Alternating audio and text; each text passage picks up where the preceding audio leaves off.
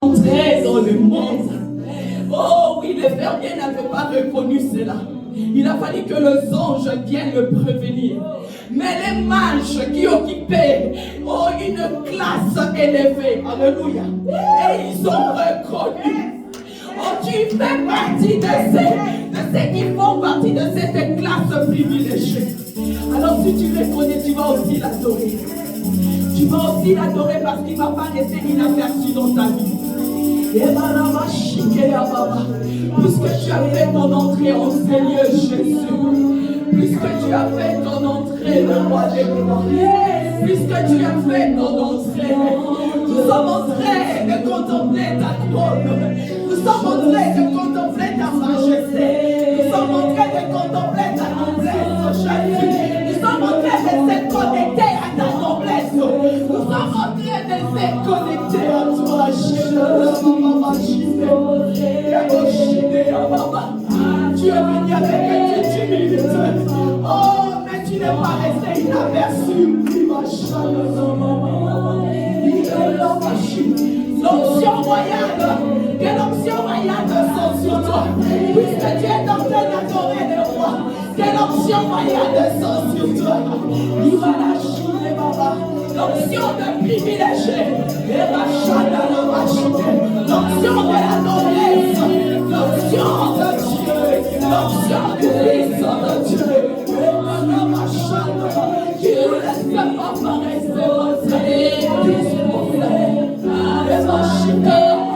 cette onction qui nous fait parler en langue, cette onction qui nous fait écouter aux choses célestes, cette onction qui fait accéder à l'héritage de ça. Nous sommes disposés ce matin. Nous sommes disposés ce matin. Oui, Seigneur, nous sommes disposés notre roi. Nous te reconnaissons dans notre vie. Nous te reconnaissons, Seigneur, roi des rois. Nous te reconnaissons que tu as reconnaissé. Et tu es là, Jésus. Tu es là, le roi des rois. Tu es là, le Seigneur, le Seigneur. Que ton onction, l'onction royale, l'onction de la noblesse, que ton onction brise le chêne, que ton onction guérisse, que ton onction restaure. Tu reconnaissais que tu avais l'esprit du Seigneur sur toi. Tu as mis l'esprit de Dieu sur moi.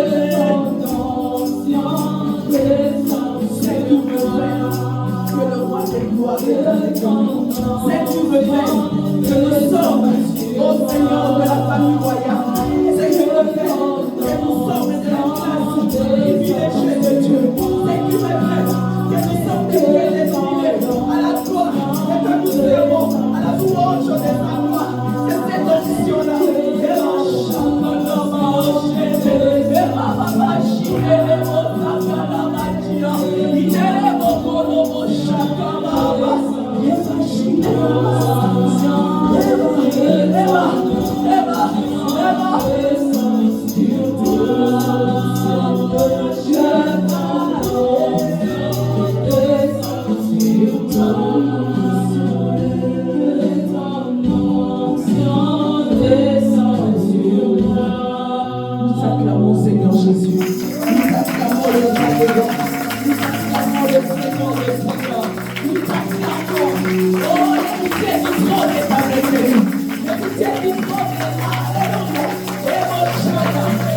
afin que toi aussi, tu deviennes de la famille royale et de là.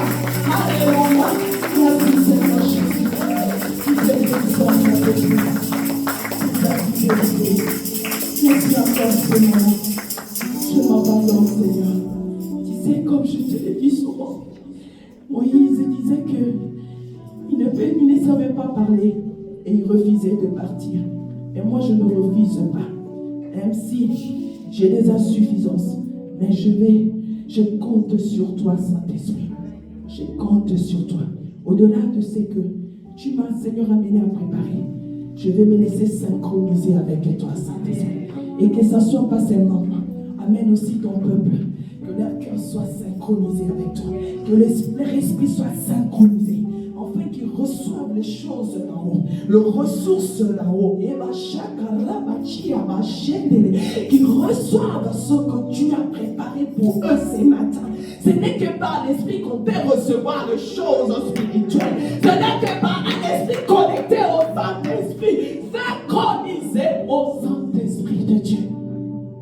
Reçois toute la gloire. Parce que tu vas honorer que Jésus.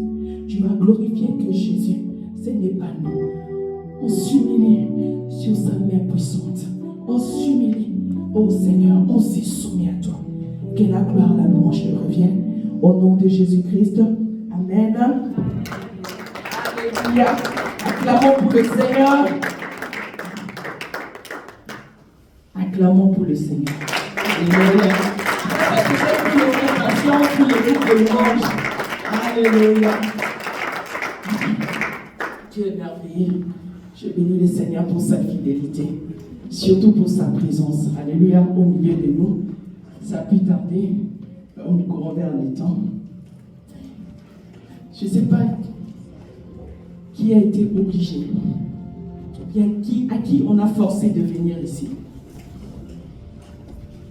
Sois sincère. Hein? Qui on a forcé de venir ce matin ici? Alléluia. Qui est venu de son propre volonté, de sa propre volonté. Alléluia. Alléluia. Gloire à Dieu. Pour cette humilité de reconnaître que tu as besoin de Dieu. Alléluia. Pour cette humilité, cette bonne volonté que tu as eue de t'approcher toi-même de Dieu, de venir lui rendre un culte. Personne ne nous a obligés. Amen. Personne nous a fait quitter nos lits. Pour que tu dois aller à l'église, comme ma mère le faisait. Bien qu'elle était musulmane, comme moi j'étais côté père catholique, à chaque fois qu'on allait chez elle le week-end, elle nous réveillait le matin pour aller à l'école. Et sa raison c'était quoi? Pour manger la charcuterie, manger les cochons. Alors vous allez aller à l'église, alors que les musulmans ne mangeaient pas. Donc c'est ça. Je bénis Dieu parce que personne ne t'a obligé et que cette volonté est venue de toi-même. Mais la Bible dit que personne ne peut venir à Dieu si Dieu ne l'attire pas. Amen. C'est Dieu qui t'a attiré. C'est Dieu qui t'a disposé. Alléluia. Et tu n'as fait qu'obéir. Amen. Je rends gloire à Dieu. Alors qu'aujourd'hui, comme vous avez vu sur nos flyers, notre thème c'est soyons humbles. Amen. C'est vraiment une phrase courte avec des mots, mais c'est fort, hein? C'est puissant. Alléluia. C'est pas des thèmes qu'on aime souvent en parler parce que ça touche notre nous, notre moi, notre égoïsme, notre ego, nos personnalités. Alléluia. Mais si Dieu veut qu'on en parle ce matin, il a des bonnes raisons. Il a des bonnes raisons. Alors soyons humbles parce que nous ne sommes pas maîtres de notre souffle de vie. Déjà, sans que j'entre dans la Bible, nous ne connaissons pas le lendemain. Nous ignorons. Comme la Bible nous le dit, je crois dans Jacques 4, à partir de 13, il dit, à vous maintenant qui dites aujourd'hui, ou demain nous irons dans telle ville, nous y passerons une année, nous trafiquerons et nous gagnerons. Vous qui ne savez pas ce qui arrivera demain, car qu'est-ce que votre vie? Vous êtes une vapeur qui paraît pour un peu de temps et qui ensuite disparaît. Vous deviez dire, au contraire, si Dieu le veut, nous vivrons et nous ferons ceci ou cela. Mais maintenant, vous vous glorifiez dans vos pensées orgueilleuses. C'est une mauvaise chose que de se glorifier de la sorte. Amen. Alléluia. La Bible dit que nous montre que nous ne sommes pas maîtres de notre vie, de notre souffle de vie, qui est comme une vapeur qui peut s'évaporiser. Alléluia. Que même le lendemain, nous ne les connaissons pas. En fait, le minute qui vient après, tu ne connais pas ça. Tu ne sais pas si tu seras là ou pas. Alléluia. Tu dois aussi être humble parce que la vie a plein de surprises. Amen. Elle nous surprend toujours cette vie-là. Donc, sois humble. Sois humble. Ne prétends pas que tu es au top, que tu te suffis à toi-même, mais dépends plutôt. Si ces passages que je viens de lire m'a fait comprendre qu'on doit dépendre totalement de Dieu. Alléluia. Pourquoi j'ai introduit avec ça alors que j'étais entré dans cette, je dirais même pendant ces 2 semaines, en train de préparer, en pleine préparation de ces messages, soyons humbles. Mais bien aimé, je ne pensais même pas mentionner ces passages que je viens de les dire, mais j'ai introduit ces messages pour rendre hommage à un homme de Dieu, humble, qui vient de nous quitter ici en Suisse depuis le mercredi passé, le pasteur Dosité Manganto, le mari de notre bien-aimée, la servante de Dieu, Maman Perside, l'évangéliste Perside, qui a presté lors des soirées de gloire. Ils sont en scène, le couple pastoral sont de Vienne, de l'église Reste de Victoire. C'est un couple que j'admire beaucoup, de leur humilité, de leur simplicité. Alléluia. Je crois que je ne le dis pas aujourd'hui parce qu'il est mort, mais je l'ai dit aussi lors de la soirée de gloire. Je disais que j'ai admiré leur façon de travailler pour l'unité de l'église. Ils sont un couple pastoral, ou bien encore le pasteur Dosité, un de pasteurs. S'il y en a 2 dans cette ville de Zurich, ou bien dans ces pays, la Suisse, africains qui sont humbles, il était parmi les 2. Je vous dis, il coopérait avec tout le monde pour l'avancement de l'œuvre. Alléluia. Que tu sois grand ou petit, il acceptait. Je y ai travaillé avec ces couples dans l'église où j'étais, quand j'organisais les conférences des femmes. Je les invitais, la femme venait et l'homme l'accompagnait. Cette fois-ci aussi, quand nous avons eu à préparer la soirée des gloires au début de l'année, j'ai eu à contacter la femme. Ils ont accepté. Je les ai même dit, écoute, on a 2 jours, les samedis, dimanches. Alors, je sais que vous avez une église et vous êtes vous-même le leader de l'église. Donc, si vous dites qu'on va venir que les samedis et les dimanches, on va arrêter. Non. On a commencé, on va terminer. On a commencé ce programme, on va les terminer. Alors qu'en ce moment-là, il y avait d'autres hommes de Dieu ici en Suisse, des Africains, qui nous ont considérés comme des menaces. Alléluia. Ils ont refusé de nous tendre la main, malgré nos manques d'expérience, parce que nous sommes une nouvelle église. Mais eux, ils nous ont acceptés, ils nous ont orientés. J'ai dans mon WhatsApp des messages pendant jusqu'à la soirée de gloire que je recevais de lui. Ils nous envoyaient des contacts des pasteurs, ils nous montraient. Donc, la femme nous a aidés jusqu'à maintenant. Elle nous avait proposé même de nous aider avec aussi le groupe de louanges. Mais bien aimé, je bénis Dieu pour sa vie. Je bénis Dieu pour la vie de cet homme. Il était humble. Alors que nous parlons d'humilité, je dis Seigneur, tu as voulu que cette circonstance, cette nouvelle vienne seulement pendant que je parle d'humilité. Oh Dieu, il ne pouvait pas imaginer que cela va arriver. Alléluia. Et c'est que j'ai compris dans cela qu'il ne s'agit pas de vivre longtemps sur ces terres, d'avoir des années, des quantités. Non. Mais plutôt de vivre pour accomplir ta mission. Amen. La mission que Dieu avait préparée pour toi sur la terre. C'est ça la vie de qualité.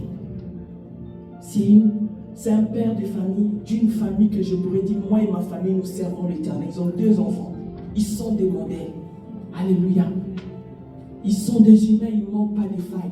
Mais je ne sais pas quoi les reprocher. Alléluia. Mais Dieu a décidé de le reprendre, son serviteur, parce qu'il a jugé bon que sa mission est finie et qu'il va partir. Les témoignages sont là. On écoute déjà. Si les hommes témoignent ainsi à son sujet, à combien plus forte raison le Dieu qui est en haut. Amen. veille à ce que tu accomplisses ta mission.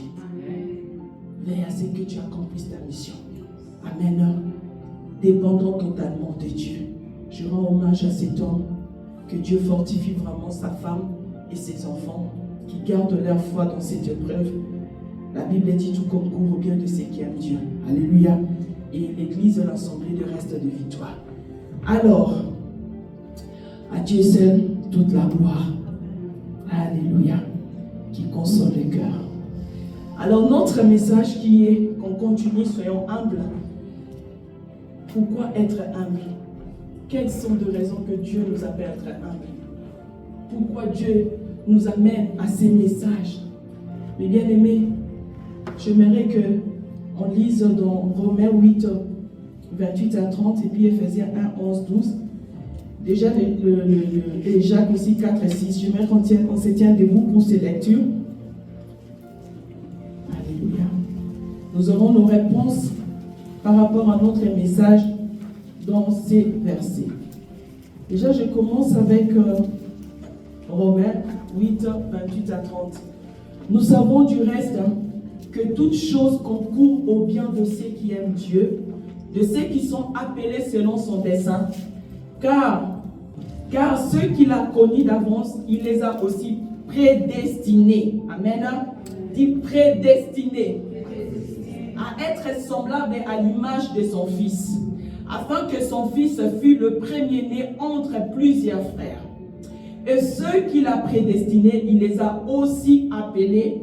Et ceux qu'il a appelés, il les a aussi justifiés. Et ceux qu'il a justifiés, il les a aussi glorifiés. Alléluia. En Ephésiens 1, 11 à 12, il dit ceci. En lui, nous sommes aussi devenus héritiers ayant été prédestinés, suivant la résolution de celui qui opère toutes choses d'après le conseil de sa volonté, afin que nous servions à la louange de sa gloire, nous qui d'avance avons espéré en Christ. Et la Bible dit dans Jacques, je vais prendre Jacques à partir des 6, il dit ceci, les versets 50, il dit, il accorde au contraire une grâce plus excellente. C'est pourquoi l'Écriture dit, Dieu résiste aux orgueilleux, mais il fait grâce aux humbles. Amen. Alléluia, clamons pour la parole de Dieu. Alléluia. Crois-tu à la parole de Dieu? Est-ce que tu crois à cette parole qu'on vient de lire maintenant? Alléluia. La Bible dit que vous êtes purs à cause de cette parole que vous entendez. Alléluia. Donc cette parole a une puissance, a un impact dans ta vie. Elle est d'ailleurs la démonstration de la puissance de Dieu. Si tu le reçois comme tel, elle s'accomplira aussi dans sa vie. Mais si tu le reçois comme une histoire, elle va rester comme une histoire. Alléluia. Comme maman nous l'a dit, nous voulons avoir les marques de la parole. Nous voulons avoir l'expérience avec la parole. Alors acclame pour cette parole qui est Jésus-Christ.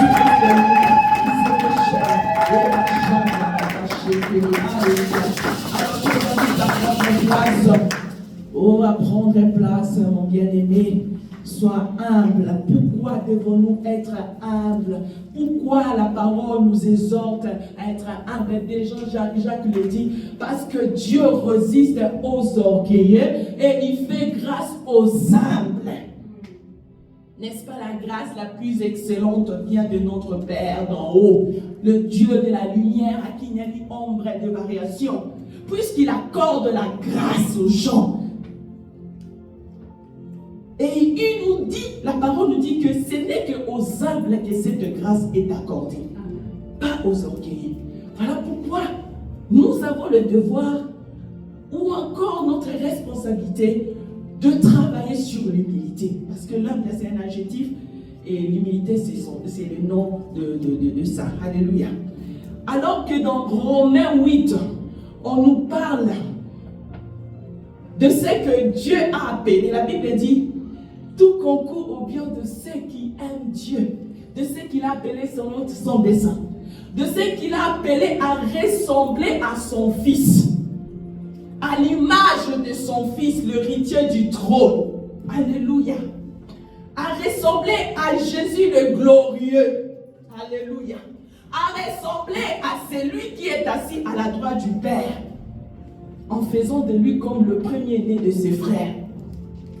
La Bible dit ce il a prédestiné, il les a appelés. Il ne s'est pas limité de les appeler, il les a justifiés. Voilà pourquoi, pendant notre jeûne de vendredi, il y a le pasteur Anta qui nous a menés dans ces passages qui dit rendons grâce à Dieu en Colossiens, parce qu'il nous a rendus capables de prendre part à l'héritage des saints. Il nous a justifiés pour prendre part. Parce que c'est seulement le juste qui hérite le royaume. Le sanctifié. Et nous ne le sommes pas par nos œuvres, mais à cause de Jésus. Parce que nous avons reçu Jésus. Donc, il nous a justifiés pour faire quoi enfin? Nous glorifier. Donc, nous avons une prédestination de gloire. Nous sommes appelés à la gloire. Alléluia. Nous servons à la louange de sa gloire. Il nous était son plan que nous vivons dans la noblesse, dans la gloire. Alors que la Bible dit que l'humilité précède de la gloire. Donc, c'est-à-dire, si tu n'es pas dans l'humilité, tu ne vas pas entrer, accéder dans la gloire qui t'a été prédestinée. Ce n'est pas quelque chose qui n'est pas à toi, mais qui est à toi. Mais juste parce que tu n'es pas humble. Juste parce que tu es orgueilleux. Et cela t'empêche d'accéder. La Bible dit l'orgueil, je vois en Proverbe 29, 30 quelques comme ça, il dit ceci, que l'orgueil de l'homme les rabaisse. Mais l'homme humble de l'esprit obtient la gloire. L'orgueil de l'homme. Pourquoi il nous exhorte à être humble? Parce que dans tout temps, il y a l'orgueil. On dit l'orgueil de l'homme les rabaisse. Ton orgueil te détruira, ton orgueil te détruira. Il y en a, mais tu dois travailler pour que cet orgueil ne prenne pas place. Voilà pourquoi on t'appelle à l'humilité. Tu dois développer l'humilité, tu dois cultiver. Si tu ne le fais pas, c'est l'orgueil qui va prendre le dessus. Je te l'ai dit parce que tu n'es pas orgueilleux, mais c'est parce que tu ne veilles pas. Oh, tu ne cultives pas l'humilité, c'est l'orgueil qui vient prendre place. Amen. Alors, il nous appelle à l'humilité. Il veut que nous soyons humbles afin que nous accédons à la gloire qu'il a prédestinée pour nous, en fait. Nous sommes des prédestinés de Dieu. C'est à notre responsabilité de veiller sur cela pour accéder. Mais bien aimé, quand tu es une prédestinée de Dieu, tu ne peux pas échapper à Dieu. Tu sais, où que tu ailles, Dieu te trouvera. Et il fera de façon de t'amener dans cette position de humilité. Que tu veuilles ou pas. Parce qu'il a des plans sur toi. Il veut libérer son peuple au travers de toi. Il veut libérer sa famille, ta famille au travers de toi. Toute une nation au travers de toi. Tu as une main. Regarde Paul. Tu avais vraiment une destinée avec lui. Il avait déjà prédestiné. C'était un orgueilleux vraiment. Dieu a dit même aux disciples qui disaient mais comment celui-là il nous persécute? Pourquoi tu l'envoies? Je crois que c'est Ananias, celui qui avait prié pour Paul pour que les yeux s'ouvrent. Il a dit je l'ai préparé, il va souffrir pour moi. Mais avant qu'il arrive là, il fallait qu'il soit brisé. Il fallait qu'il vienne à la position d'humilité. Mon bien-aimé. Jacques et Joseph pareillement. Si Joseph, Dieu l'avait accompli les promesses ou le rêve qu'il avait montré, alors que Joseph était dans la maison de son père, il était le chouchou de son père, le préféré de son père. Dans cette position-là, la gloire allait les tuer. Dieu a fait qui? Il a enseigné l'humilité, à devenir humble, à dépendre que de Dieu. Tout ce qui t'arrive concourt à ton bien. Amen. Je disais, Seigneur, une fois, pourquoi tu as eu mes parents très, très tôt? Je préfère devenir orphelin déjà adulte qu'enfant. Alléluia. Des fois, je dis, Seigneur, à la position où j'étais, de la position de mon père, si il était toujours là, peut-être je voulais être une orgueilleuse. Je ne voulais pas apprendre tout ce que j'ai appris aujourd'hui parce que je voulais être dans la suffisance en fait. Mais sans eux, j'ai appris à prier pour les Minerval, à prier pour n'importe quoi. Mon Dieu! Il a fallu que Joseph passe par là et qu'il reste seul, qu'il sache que je ne dépends que de Dieu totalement. Yes.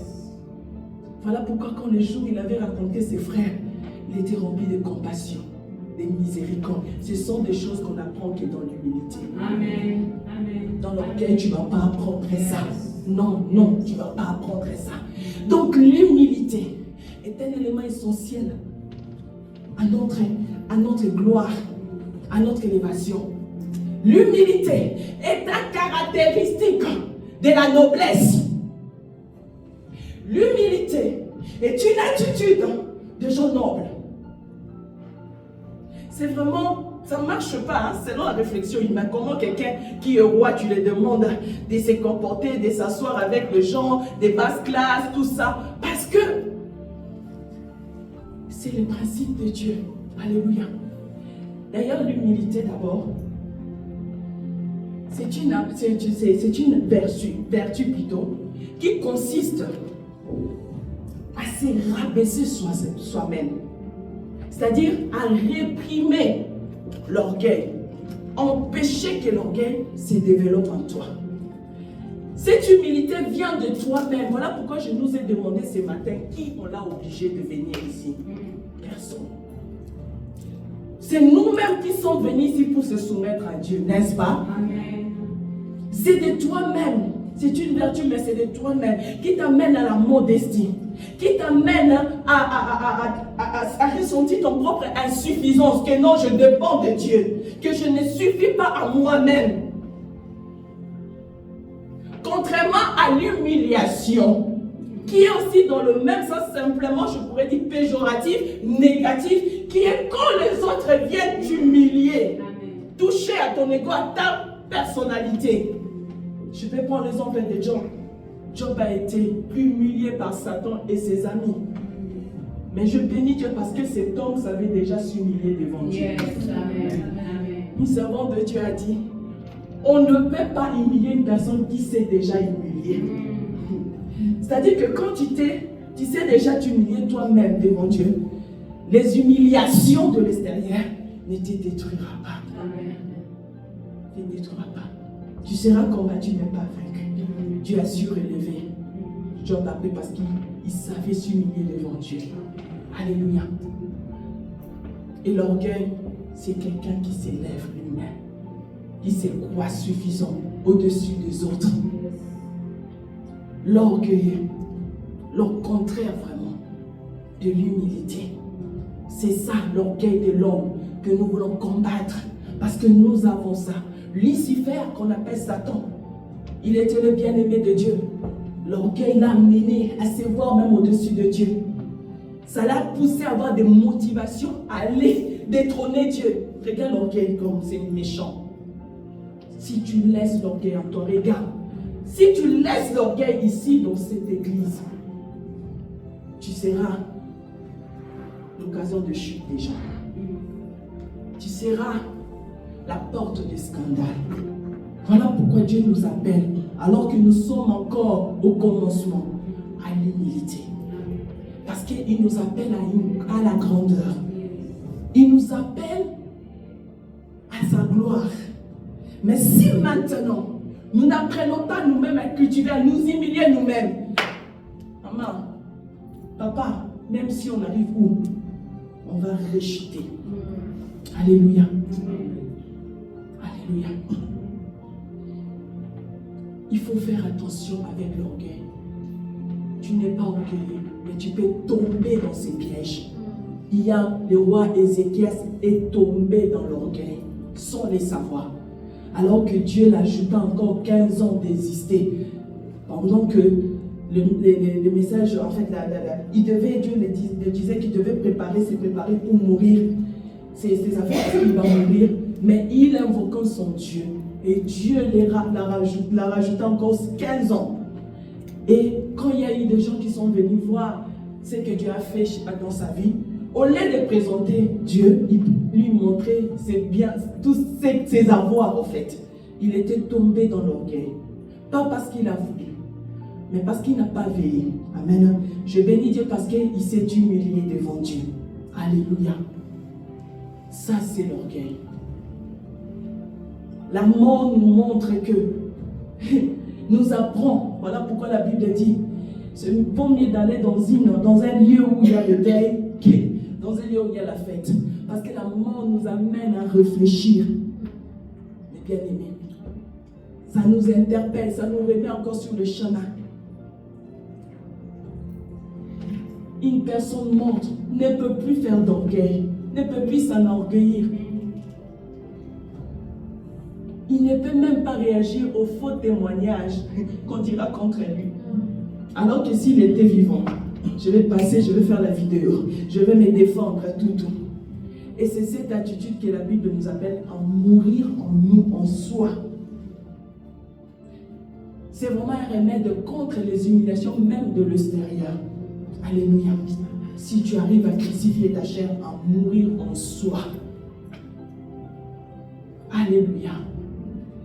Alors la noblesse qui n'est que, alléluia, tout ce qui est une vertu, tout ce qui est attaché à la grandeur, tout ce qui est attaché à la haute classe, déjà dans la mentalité, quand on dit cette personne-là est noble, vous voyez comme le roi, tous deux là-bas c'est noble, c'est la noblesse qui sent chez eux, même leur façon de s'habiller, même leur façon de se tenir à la table. Même ce qui sort de leur bouche, il ne doit pas avoir des paroles vulgaires. La noblesse, c'est la haute classe. C'est la classe de gens qui sont privilégiés. Et je veux te dire que tu fais partie de cette classe-là. En Jésus. C'est la mentalité du royaume, en fait.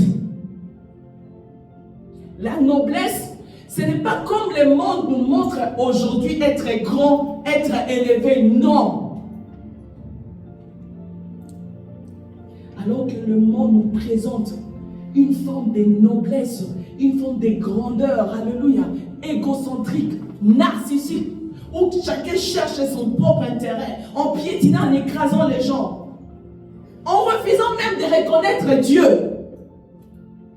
Jésus-Christ est venu nous montrer un modèle d'une royauté noble, humble. Il est le modèle par excellence d'humilité, Jésus.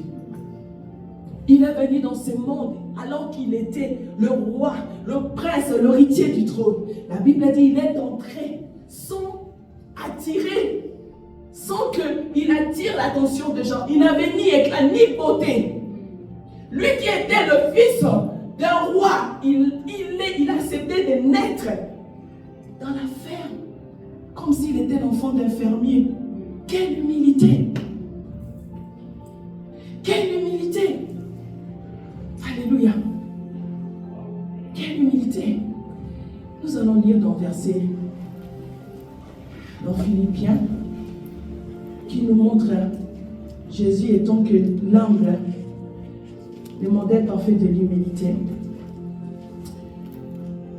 Et Philippiens 2. Philippiens 2.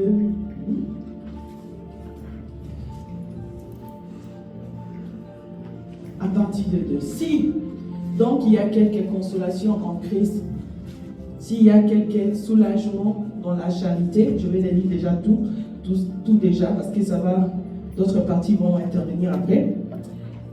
S'il y a quelque union d'esprit, s'il y a quelque compassion et quelque miséricorde, rendez ma joie parfaite. Ayant un même sentiment, un même amour, une même âme, une même pensée. Ne faites rien par esprit départi ou par vaine gloire, mais quelle humilité vous fasse regarder les autres comme étant au-dessus de vous-même. Que chacun de vous, au lieu de considérer ses propres intérêts, considère aussi ceux des autres. Ayez en vous les sentiments qui étaient en Jésus-Christ, lequel, existant en forme de Dieu, n'a point regardé comme une proie à arracher d'être égal avec Dieu, mais s'est dépouillé lui-même en prenant une forme de serviteur, en devenant semblable aux hommes et ayant paru comme un simple homme. Il s'est humilié lui-même, se rendant obéissant jusqu'à la mort, même jusqu'à la mort de la croix. Écoutez maintenant le résultat de son attitude, les conséquences. La Bible dit, c'est pourquoi aussi Dieu l'a souverainement élevé et lui a donné le nom qui est au-dessus de tout. Alléluia. C'est pourquoi Dieu l'a souverainement élevé. Pourquoi? Parce qu'il s'est humilié devant son Père. Jésus s'est dépouillé. Alléluia. Jésus n'a pas regardé qu'il était semblable à son Père. Non. Il s'est rabaissé pendant que son Père cherchait qui envoyait. Il a pris la forme d'un serviteur.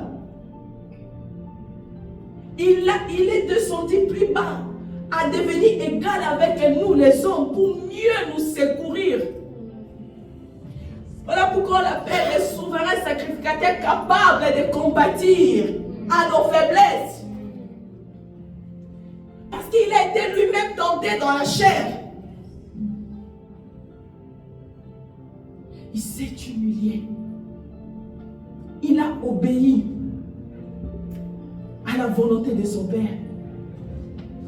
Il a obéi jusqu'à la mort. C'est pourquoi, mes bien-aimés, c'est lui qui a été le Fils de Dieu. Avant d'être élevé, retourné à sa place, il fallait qu'il passe par l'humilité. C'est lui qui était roi de l'héritier du trône. Il est venu humblement dans ce monde. Vous savez, la royauté de Jésus, sa noblesse à lui, n'a pas été frappant quand il est entré. Alléluia, dans le monde, non. Mais ça s'est plus manifesté par des œuvres, par des actes. Partout il est passé. Quand il était calme, on ne les remarquait pas. Mais quand il guérissait, quand il faisait du bien, il était conscient du fait que l'Esprit du Seigneur était sur lui. Et il était là en service. L'Esprit du Seigneur est sur moi et il m'a oint pour guérir. Il devait accomplir la mission pour délivrer les captifs. Conscient de cela, la Bible a dit qu'il allait de lieu en lieu et faisant du bien aux hommes. Il était serviteur. Jésus, comme exemple, il a d'abord obéi à son Père. Il s'est humilié devant son Père. Mais bien aimé, il s'est rabaissé. Il a pratiqué l'humilité. Il n'avait pas besoin, c'était Dieu. Mais il a cultivé l'humilité sur la terre. Alléluia. Quand tu décides d'entrer tu t'engages dans l'humilité. L'humilité elle-même, elle va t'amener à produire d'autres fruits, qui sont le fruit de l'esprit. Alléluia.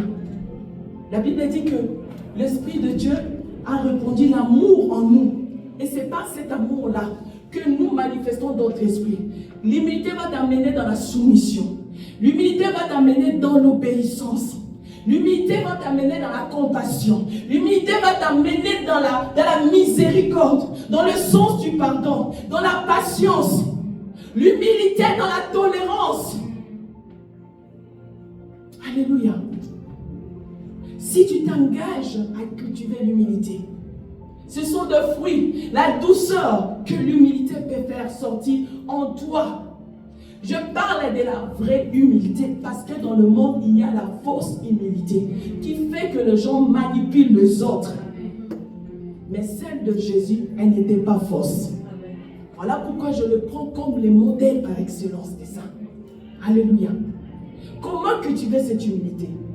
On le cultive à des niveaux. D'abord avec ton Dieu, dans la relation que tu as avec ton Dieu. Jésus a commencé d'abord à se soumettre à son Père. La Bible dit dans Jacques, je crois, 5, 6, 4 et 5, il dit, soumettez-vous sur la main puissante de Dieu et il vous lèvera au temps convenable. Tu commences d'abord à te soumettre à ces dieux-là, qui est ton créateur. Quand tu t'humilies, mon bien-aimé, tu vas obéir à ces dieux-là, à sa volonté. Vous savez, tous les gens qui ont vu la gloire de Dieu dans la Bible, ce sont des gens qui étaient dans l'humilité, où Dieu les avait amenés d'abord dans l'humilité. avant qu'ils voient la gloire de Dieu, avant qu'ils vivent la grandeur de Dieu, Moïse devait aller sur la pierre qui était l'image de la pierre angulaire Jésus-Christ qui nous cache. Je vous ai donné l'exemple de Daniel et de Joseph.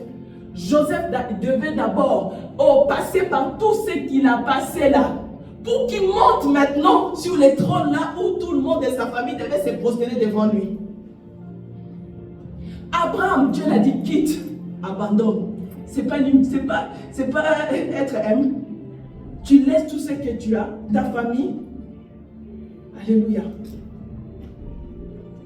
Moïse également, lui qui est grandi dans la maison royale, il avait des bonnes intentions, mais il était encore orgueilleux. Dieu l'a amené d'aller travailler chez son beau-père.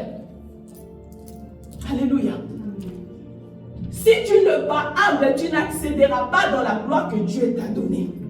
Tous ces hommes-là, ils ont passé par l'humilité, où Dieu les a trouvés dans l'humilité. David était un homme humble, il savait s'humilier devant Dieu. L'humilité t'amènera à obéir à Dieu, à accomplir la volonté de Dieu, à réclamer la volonté de Dieu. Alléluia. Amen. Contrairement à Saoul, faute d'humilité, c'est là où Saoul n'a pas pu, le roi Saoul n'a pas pu obéir à la parole de Dieu, à la volonté de Dieu. Et Dieu a dit, je prends plaisir à l'obéissance qu'au sacrifice. Il manquait l'humilité. Alléluia. L'humilité t'amènera à servir ton Dieu. L'humilité t'amènera à considérer ton Dieu, à passer du temps dans la prière. Je te dis, les gens qui sont humbles devant Dieu, qui se soumettent, qui sont dans la position à genoux, ce sont les gens, comme je l'ai dit avec Job, ce sont des gens qui ne sont jamais terrassés. C'est les gens que Dieu finit toujours à relever. C'est la meilleure position qui existe. Une position forte et puissante. Quand tu es à genoux, regardez vous-même, quand tu es à genoux pour t'élever, tu peux t'élever facilement. Mais quand tu es allongé comme ça, tu étais debout, du coup tu tombes par terre. Pour te relever, comment tu fais? Si tu veux t'élever de toi-même, tu dois faire, je ne sais pas ceux qui ont fait l'infirmerie. Moi, j'ai appris ça avec les kinesthétiques. Tu dois faire les manœuvres et tout pour arriver à la position d'un genou pour mieux t'élever. Des fois, même quand on fait des services, des gens qui tombent, tu vas voir quand il est par terre, on n'arrive pas à se lever. Mais dis-lui seulement de venir jusqu'à genoux. Il aura la facilité de se relever. Alléluia. La position d'humilité d'un genou. On a l'exemple de Daniel. Un homme qui sait s'agenouiller quotidiennement devant Dieu dans la prière, aucune force de l'extérieur peut le terrasser. Daniel priait 3 fois par jour. À combien de fois on a cherché de les détruire? On n'a pas dit qu'il n'était pas combattu. Il était combattu, il y a eu des complots, tout. Mais jamais vaincu. Parce que son Dieu le relevait toujours. Toi, tu es genoux devant ton Dieu. Ma fille, mon fils, aïe, aïe, aïe, aïe, tu vas seulement t'appuyer là sur lui. Relève-toi. Mais toi qui restes là tout le temps debout, tu ne veux pas t'abaisser. Tu es toujours là, tu n'as pas besoin de Dieu. Je n'ai pas besoin de prier, je n'ai pas besoin de la parole. Non, non, non. Le jour que tu vas tomber, pour te relever, soit tu reviens à genoux. Tu vois, tu vas recommencer encore à genoux. Nous avons même l'exemple avec les enfants quand ils commencent à marcher, ils commencent à genoux et après pour s'élever. Mais bien aimé, c'est la position d'humilité, la position de dépendre de Dieu. Une vie de prière, une vie quotidienne. Alléluia. Pas une vie de tantôt. Non, constant. Daniel était constant. Job aussi, il était constant avec son Dieu. Voilà pourquoi malgré tout était détruit, Dieu a su le relever. Alléluia. L'humilité. Ça c'est la première. Le premier niveau, c'est ta relation avec ton Dieu. Tu en as besoin. Et le deuxième niveau, qui est le dernier qu'on va finir là, mon bien-aimé, c'est par rapport à toi, avec ton prochain. La Bible dit, dans 1 Pierre 5, 6, je veux vraiment les lire. C'est là où on va.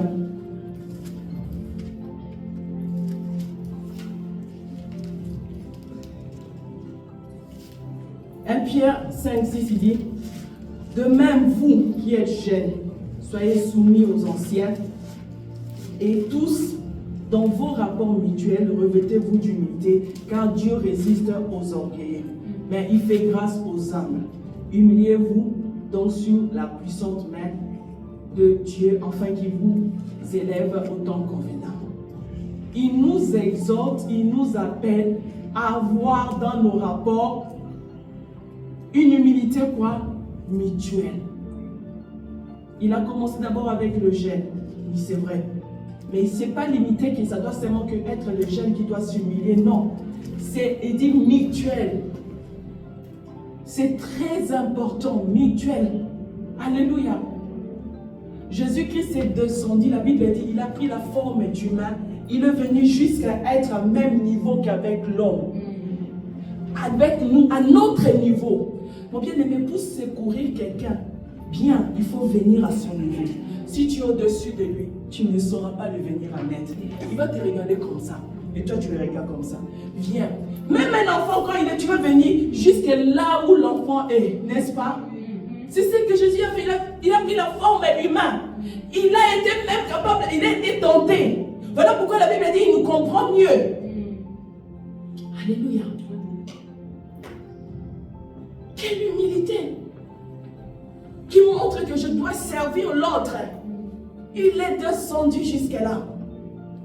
Si tu ne sais pas d'abord t'humilier à Dieu, tu auras du mal à t'humilier à ton prochain. Amen. Amen. Tu auras du mal à t'humilier à ton prochain. Commence d'abord à t'humilier à ton Dieu. Commence d'abord à te mettre à genoux. Il va t'apprendre le sens de la compassion, du pardon, de la miséricorde. La Bible dit, heureux le miséricordieux, car ils obtiendront miséricorde. Alors que les pharisiens étaient en train de critiquer Jésus parce qu'il guérissait les gens le jour des sabbats, parce que ses disciples ont mangé, ils ont pris quoi? Ils ont accueilli le fruit le jour des sabbats. Jésus a dit, allez apprendre que je prends plaisir à la miséricorde que au sacrifice. Si on l'apprend avec Dieu, déjà quand tu commences à t'humilier devant Dieu, tu sauras les besoins ou encore l'amour que Dieu en a pour les humains. L'amour que Dieu en a. Jésus avait compris que Dieu aimait l'homme. Dans l'humilité, dans l'humilité mutuelle, tu vas manifester beaucoup de choses. Le respect mutuel. Je n'ai pas besoin d'être... en fait, ça ne doit pas seulement être avec quelqu'un qui est plus supérieur que moi. Même avec celui qui est moins âgé que moi. Par mon langage, par ma façon de parler, par ma façon de reprocher. Je disais au début que nous devons être humbles parce que nous ne savons pas le lendemain, la vie a des surprises. Peut-être l'autre qui traverse ça, c'est toi qui traverseras ça demain. Et si tu te comportes sans miséricorde avec lui, sans lui donner même un bénéfice de doute, le jour que toi tu vas vivre ça, tu vois, tu auras aussi besoin que quelqu'un te comprenne dans ce que tu es en train de vivre. L'humilité, la compassion sur lui. Dieu nous appelle à la grandeur. Nous sommes des prédestinés. Alléluia. Mais nous accéderons si nous vivons dans l'humilité, dans nos services, dans notre façon de traiter de situation. Dans l'humilité, tu as la patience envers toi-même et envers l'autre. Tu fais confiance à la grâce de Dieu qui agit au milieu de nous. Amen. On est là, nous tous on est, Dieu nous a rassemblés. On est venus, chacun de nous, avec un bagage quelque part. Que ce soit de la famille, que ce soit spirituel. Il y a beaucoup qui n'ont pas connu le Seigneur ici. Ils sont venus déjà. Mon bien-aimé, si nous, entre nous, on n'exerce pas l'humilité, alléluia, le diable va profiter pour nous détruire. Alléluia.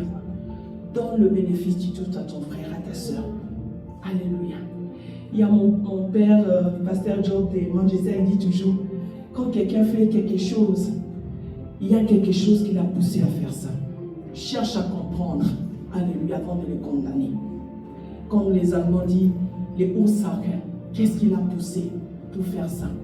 Cherche ça au lieu de te focaliser sur les effets. En fait, c'est que tu vois, tu vas mieux le comprendre. Alléluia. L'humilité dans le sens du pardon. L'humilité, alléluia. Oh mon Dieu. Dans la tolérance. Parce que nous sommes différents, nous ne sommes pas pareils. Même si maman t'apprêche, moi je prêche, maman Nada prêche, maman, il y a toujours, maman Esther, il y a toujours la différence. On ne peut pas être pareil. Sinon ça va être langweilig, non? Ennuyant. Alléluia. Même dans nos enfants à la maison, ils sont différents. Chacun a besoin d'affection différemment que l'autre. D'autres même, ils n'ont pas, ils se débrouillent eux-mêmes, mais d'autres, mais tu n'as pas le choix. Je dis toujours à mon mari, tu sais, parce que ouais, les gens qui étudient beaucoup, ils aiment bien se fier aux livres en fait. La façon que les psychologues, les gens qui ont écrit comment éduquer les enfants, tout. Moi, je respecte leur sagesse, leur intelligence, tout ça, je respecte. Mais moi, je vais expérimenter ma propre expérience avec mon enfant, parce que je connais mon enfant. Un jour, je l'ai tapé, en fait, quelquefois je l'ai tapé, le dernier quand il m'amène toujours au bout, et il dit, on tape pas, non. Un jour, je crois que j'étais à la veille ou bien tout ça, il est revenu, il m'avait énervé, je l'ai giflé, moi j'avais, c'est normal, il t'a poussé au bout, non, vous n'avez pas dit, tu avais, hein, toi tu me dis toujours, moi j'ai dit non, moi j'ai dit lui, il pousse toujours les gens au bout, juste pour lui dire, je connais. C'est lui là, tu n'as pas besoin même de lui donner une fessée. Mais l'autre là, lui il écoute. Donc il y a des enfants. Tu ne peux pas aller avec les enfants de la même façon. Tu ne peux pas non plus te limiter. Voilà pourquoi on nous dit d'avoir une expérience personnelle avec la Bible. Et tu dois chercher à avoir cette expérience personnelle avec la Bible toi-même. Je n'ai pas dit que toutes les histoires, les expériences de gens dans la Bible sont fausses. Non. Ça nous donne toujours seulement l'exemple que nous aussi on peut vivre la nôtre. Ou encore c'est que les gens écrivent des livres et tout. Non. Mais ne te limite pas seulement aux livres des autres. Tu as le Saint-Esprit dans ton intimité avec lui. Il va te révéler quelque chose même personne d'autre n'avait connu avant. Je bénis Dieu parce que j'évolue avec lui. Mais avant, il y avait des choses que je faisais. Je n'avais pas encore lu ça dans la Bible. Mais l'Esprit m'a mené déjà à l'accomplir, à le faire. Et quand je dis, mais Saint-Esprit, mais je faisais ça déjà, non? Tu vois? Parce que je marchais avec lui, je l'écoutais. Et c'est comme ça va me pousser encore à lire tout ça. Mais déjà, tu dois le chercher. Ça, c'est aussi une forme d'humilité. Connaître, dit que Seigneur, je ne connais pas. Saint-Esprit, je vais connaître plus. Saint-Esprit, montre-moi, révèle-moi, montre-moi le chemin. Mais si tu dis que tu n'as pas besoin, l'orgueil devant Dieu. Parce que l'orgueil va même t'empêcher à écouter la voix du Saint-Esprit. Il y a notre sœur Christivie qui n'est pas là. Elle donne souvent les exemples comment elle a eu l'habitude d'écouter le Saint-Esprit dans sa vie. Même dans des petites choses.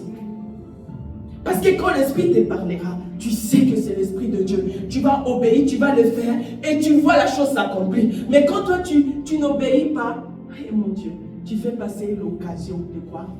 De voir la gloire de Dieu, d'accéder à ce que Dieu t'avait donné. La gloire de Dieu n'est pas seulement à l'église, dans ce que tu attends là, dans ton mariage, dans la vie de tes enfants. Tu as une prédestinée déjà préparée. Et la Bible dit, Dieu te glorifie. Soyons humbles. Apprenons comment considérer les autres. Tu ne sais pas le lendemain. Maman, de vous donner l'exemple que je lui ai dit une fois. Dans les gens là, je me retrouve souvent dans des niveaux de hommes d'affaires par rapport à mon mari, dans l'air lounge, ou bien encore à l'aéroport. Quand tu viens pour passer, tu veux passer là où le premier classe ou tout ça. Et il te voit noir là. Il vient de moi, je dis, avant même que je le montre, c'est qu'il me donne le droit, je dis, pourquoi vous ne le demandez pas? Pourquoi c'est pas moi? Et quand c'est chez les Français, j'aime bien les Français, ils sont sincères.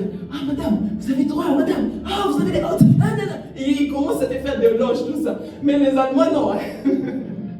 Donc, c'est-à-dire que nous sommes privilégiés. Il nous a rendus capables d'avoir part aux choses des saints. Aux choses auxquelles nous n'avions pas, nous les Africains, on n'avait pas droit. On nous voyait seulement de la basse classe. Mais Dieu nous a amenés ici pour que nous occupions ce qu'il a mis dans ces pays, ce qu'il a disposé. Alléluia. Ce n'est pas seulement le blanc. C'est toi qui l'as, mais tu dois changer ta mentalité. Tu dois cultiver ton humilité, être humble devant Dieu. C'est comme ça que la porte va être ouverte. L'humilité ne nous ouvre pas seulement la porte pour accéder à la gloire. L'humilité ne nous fait pas seulement accéder à cette gloire. L'humilité nous maintient aussi dans la gloire. Amen. Saoul a perdu la gloire. Hein? Il était déjà entré, Dieu l'avait fait grâce.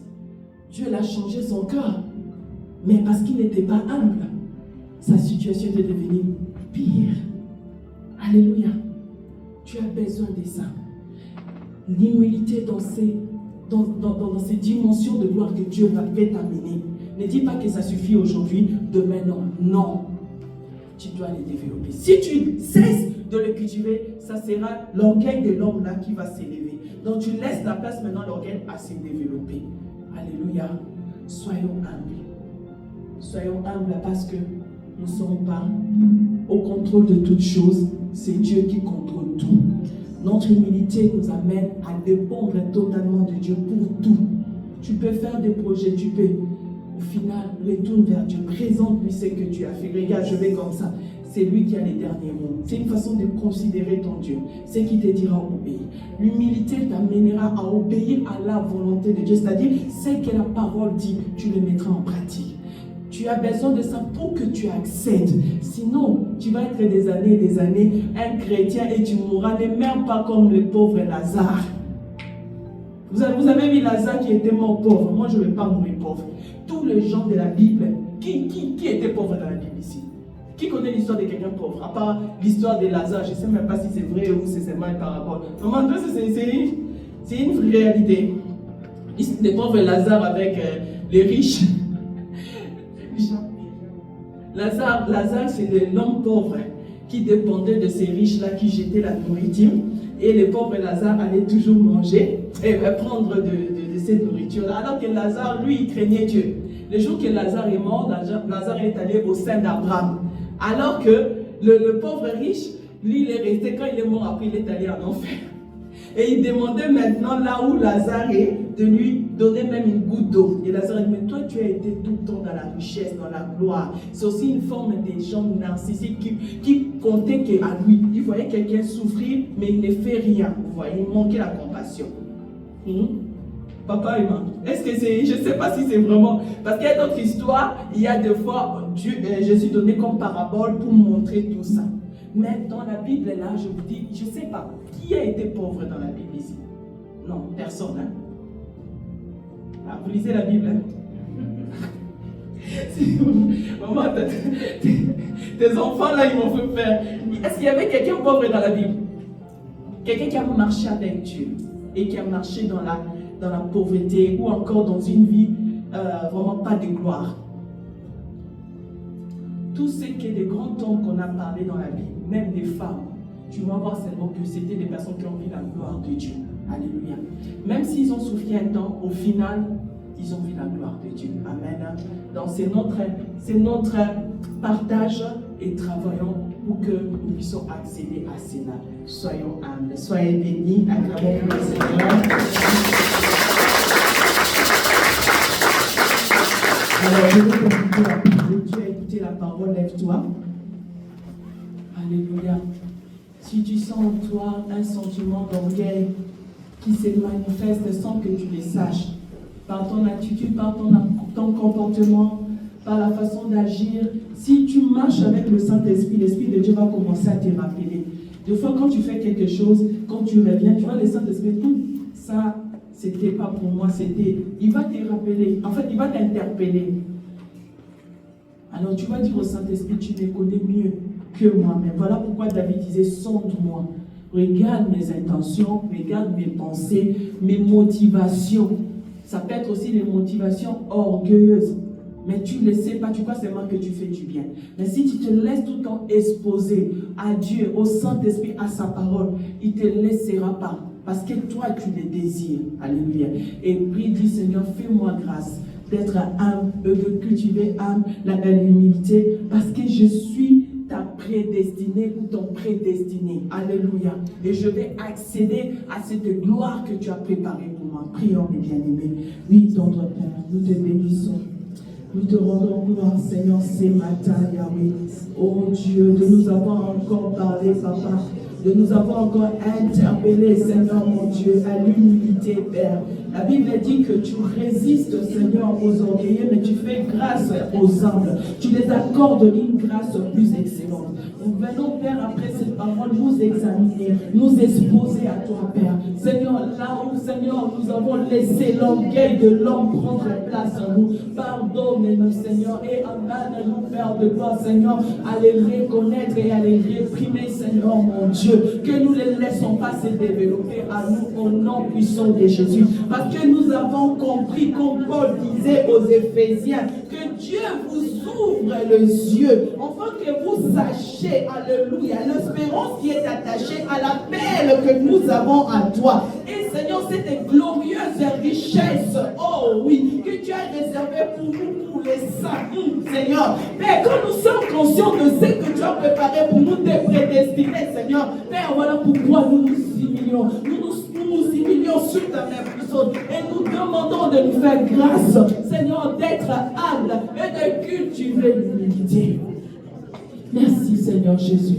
Enfin que nous accédons, Yahweh. Nous voulons servir à la louange et ta gloire, Seigneur. Laisse que la gloire et la louange nous reviennent. Parce que tu es un Dieu fidèle, mon Dieu. Ce que tu as dit, tu sais l'accomplir. Tous ceux qui ont marché avec toi dans la gloire, oh, tu les as appris à être humbles. Seigneur, c'est dans l'humilité. Parce que c'est dans l'humilité qu'on peut supporter ta gloire, qu'on peut transporter ta gloire, Seigneur. Ce n'est pas en étant debout, en étant orgueilleux. Non, Seigneur, quand on reste à genoux, à tes pieds, Seigneur, c'est là où nous pouvons nous relever en transportant ta gloire. Oh, Seigneur Jésus. Merci de faire de nous l'arche qui porte ta gloire dans ces mondes. Que nous soyons conscients de cela. Parce que tu tiens à te manifester dans nos vies. Tu tiens à honorer ton nom dans nos vies. Que la gloire te revienne. Merci Seigneur de fortifier une personne qui croyait que tout ce qu'il avait vécu c'était pour le détruire. Non, parce que tu le préparais à sa destinée, à la gloire comme tu as préparé Seigneur Joseph, mon Dieu. Donne-lui la force de pardonner, Seigneur, ceux qui ont été, Seigneur, ceux qui l'ont offensé, ceux qui ont cherché même à le humilier, Seigneur, mon Dieu. Parce que la gloire que tu as préparée pour lui, oh Dieu, Seigneur, personne ne peut les ôter. Merci Seigneur de nous faire connaître ces choses. Que la gloire et la louange te reviennent au nom de Jésus-Christ. Amen. Amen. Soyez bénis, acclamons.